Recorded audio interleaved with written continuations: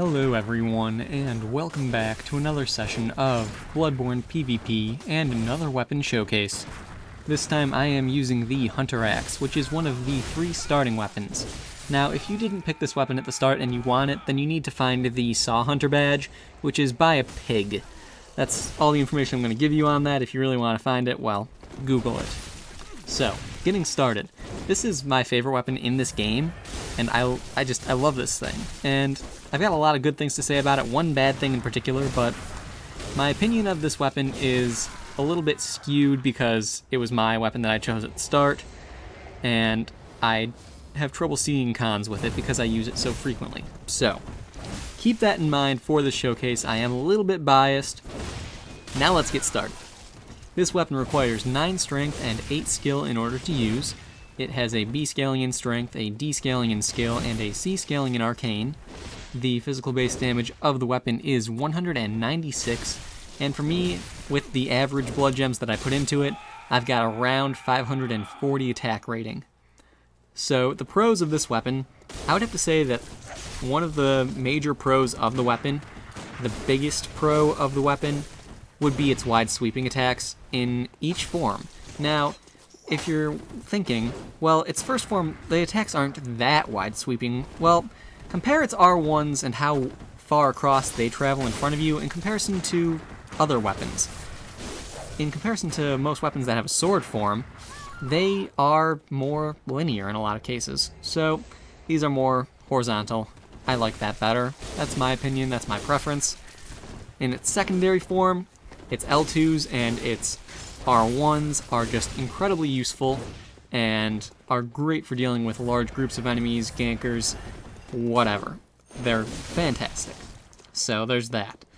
Now, with the secondary form, it's got very wide swings. The charged R2 is the spin to win, and it has significantly more reach than the first form that doesn't even need to be mentioned.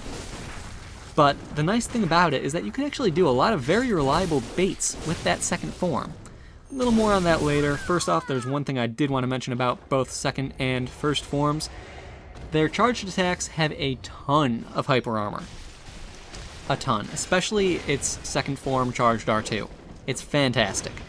And related to the baits that I was about to mention, when in your secondary form, the charged R2 is just fantastic. So, the bait that I was commonly using, what you do is you do a dashing attack. So you just dash in, not a running attack, just a dash. A step, a forward step in. Do an R1 with that, follow it up with an R1, and then go for a charged R2, or even an L2. And in a lot of cases, your opponent will run straight headfirst into those attacks.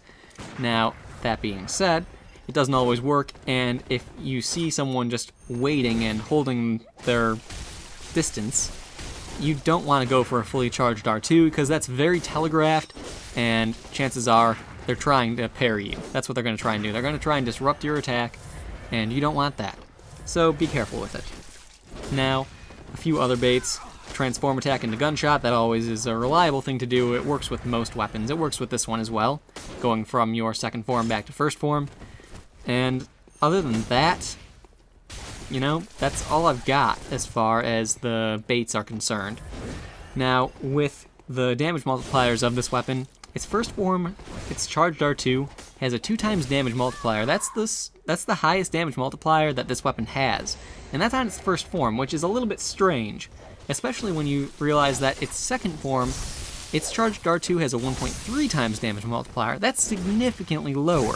The difference here is that the secondary form R2 actually hits twice because of the double spin. So that's why that works. Now, its running R2s, they are the second highest damage multipliers the weapon has. The running R2 in the first form has a 1.45 times, and the running R2 in the second form has a 1.5 times. I find the second form running R2 to be very, very useful for chasing people down in narrow corridors. Reason being, it's an overhead swing, and as such, you don't run the risk of bouncing off the walls like you do with a lot of secondary form attacks with this weapon.